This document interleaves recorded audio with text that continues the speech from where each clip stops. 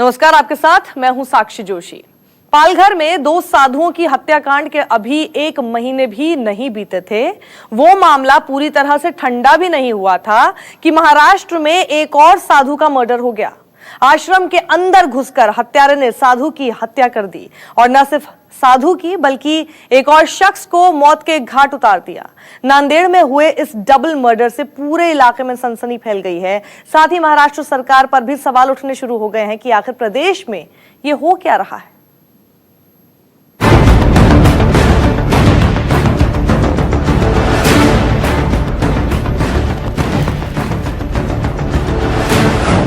पहले पालघर,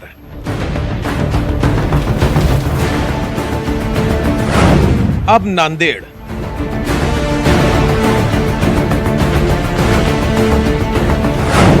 महाराष्ट्र में एक और साधु का मर्डर।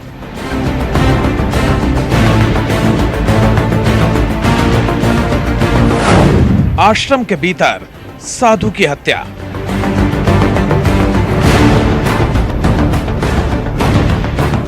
जी हां, बीते दिनों पालघर में हुई 2 साधुओं की हत्या का मामला अभी ठंडा भी नहीं हुआ था कि नांदेड़ में एक और साधु को मौत के घाट उतार दिया गया। शनिवार देर रात आश्रम के भीतर घुसकर बदमाशों ने एक साधु और उनके सेवक की बेरहमी से हत्या कर डाली।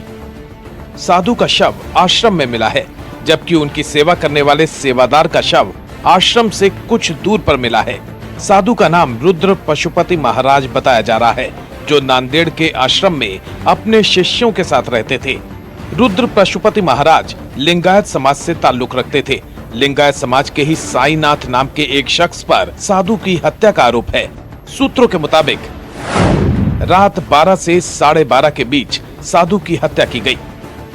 मठ में चोरी करने के मकसद से घुसा था आरोपी।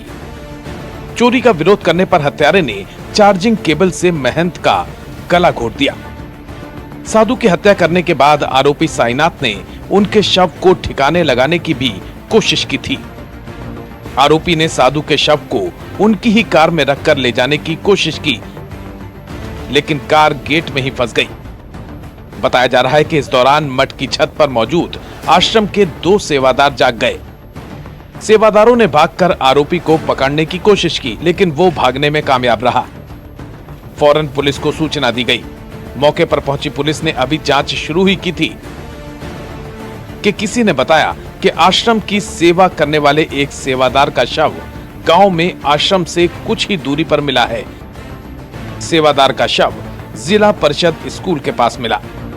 जानकारी के मुताबिक आरोपी आश्रम का दरवाजा तोड़कर अंदर नहीं घुसा था, बल्कि गेट अंदर से खोला गया था। शुरुआती जांच में यह भी पता चला है कि आरोपी शख्स अक्सर मठ में ही रहता था। मठ में आयोजित अन्नदान शिविर में खाना भी खाता था। कभी कभी वो मठ में ही रुक जाया करता था। उसे साधु की दिनचर्या की पूरी जानकारी थी और इसी का फायदा उठाकर वो आश्रम में घुसा था।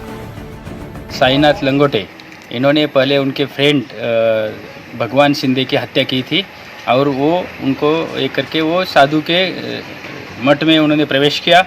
साधु को उन्होंने उनके शरीर पे मिर्च फूट डाली, वहाँ कुछ झटापट हुई है और साधु को उन्होंने गला दबा के मारा और साधु के जो चीज़ वस्तु यानी लैपटॉप, बाकी के चीज़ वस्तु और पैसे वो डिक्के साधु के गाड़ी में डाल के और साधु को भी मृतदेह गाड़ी में डाल के वो वहाँ से भाग रहा था। साधु के बारे में बताया जा रहा है कि वो जिले का एक नामचीन महंत थे और लंबे समय से इलाके के विकास के कार्यों में भी जुटे हुए थे। ऐसे में इस हत्या के बाद पूरे नांदेड़ में सनसनी फैल गई है। पुलिस ने साईनाथ लिंगाड़े नाम के आरोपी को गिरफ्तार कर लिया है। इसमें प्राइमा फेसी तो लूटपाट ही है, उसमें कोई दूसरा मामला नहीं है। ये आरोपी का उद्देश्य साफ साफ तौर पर ये दिख रहा है कि उन्होंने साधु का जो उसके प्राइवेट रूम में आराम कर रहे थे उसके ऊपर मिर्च फूट डाली है। मिर्च फूट डालने के बाद उन्होंने साधु को गला दबा के मारा है। दोनों एक ही समाज के हैं। वो साधु का भक्त था, मारने का उनका इंटेंशन तो दूसरा कोई नहीं, सिर्फ उनका पैसा लुटाना ये था, ऐसा दिखा है। एक्यूज भी लिंगायत वाणी समाज का होने से इस वारदात में हमें कोई क्रिमिनल एंगल नहीं दिखता है। शायद हमारा प्राथमिक अनुमान यह है कि इसमें पैसे के लिए या चोरी करने के उद्देश्य से ये मर्डर किया गया है और हमने आरोपी को गिरफ्तार कर लिया है। महाराष्ट्र के नांदेड़ में लिंगायत समाज के साधु की हत्या से सनसनी फैल गई है।